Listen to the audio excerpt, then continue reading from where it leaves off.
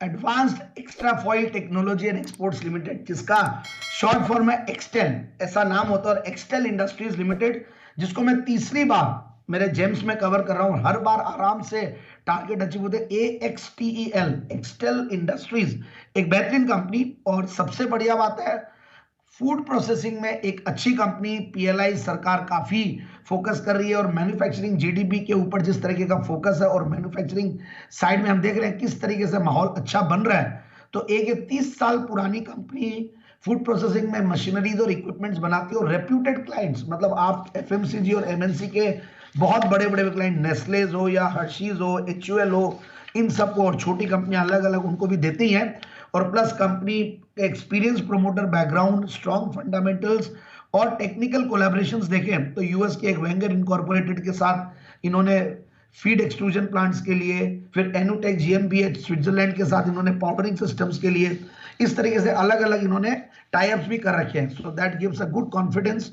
और सबसे बढ़िया बात यह है कि ये सेक्टर में मुझे बहुत बुलिशनेस लगती है, अच्छा खासा ये सेक्टर करेगा।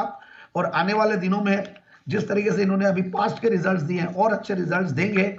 मैं रेटिंग्स देख रहा था, रेटिंग्स आर आल्सो गुड, बढ़िया स्ट्रॉन्ग रेटिंग्स है, और प्रोमोटर्स का बैकग्राउंड स्ट्रॉन्ग है। और अब मैं एक बार फंडामेंटल्स पे आता हूं after the industry this thing. Fundamentals में देखिए 25-26 का रिटर्न ऑन कैपिटल एम्प्लॉयड, एक जीरो डेट कंपनी, 20% का रिटर्न ऑन इक्विटी, 850 के ऊपर लेवल्स दिखाए हुए हैं। उसके सामने आज हमें 700 के लगभग मिलता है, तो काफी बढ़िया लगता है। तो मुझे लगता है कि स्टॉक को 790 के टारगेट के लिए लेना चाहिए। एक बार फिर से दोहरा रहा हूं, 790 का टारगेट। और अब मैं दूसरे फंडामेंटल्स को देखूं तो कंपनी का 20-21% का सेल्स की क्या कर रही है पिछले 3 साल की, प्रॉफिट की क्या कर रही है 15-16% के लगभग। और एक जीरो डेट कंपनी, जैसा मैंने बोला, एक अच्छा मार्जिन वाला बिजनेस भी है। रिटर्न ऑन जो OPM है, operating profit margin, that is around 24%, that मैं ट्रीट करूंगा कि बहुत बढ़िया है।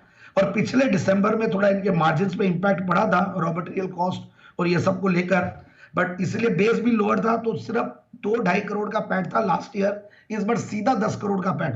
तो दिसंबर क्वार्टर का रिजल्ट बहुत बढ़िया है।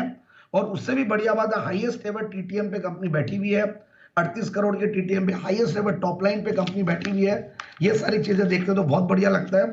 और शेयर होल्डिंग पैटर्न भी देख रहा था, तो कुछ रिनाउंड इन्वेस्टर्स इसमें इंडिविजुअल शेयर होल्डिंग में इनका नाम दिखता है। सो एक मैन्युफैक्चरिंग सेक्टर की, कैपिटल गुड्स की कंपनी जो मशीनरी बनाती है, इनको एक अलग ही वैल्यूएशन मिलती है मार्केट में, और इन्वेस्टर्स का भी काफी फेवरेट में रहता है, मतलब फेवरेट्स में रहता है। तो मुझे लगता है कि स्टॉक को बिल्कुल इन लेवल्स पे ले 790 के टारगेट के लिए।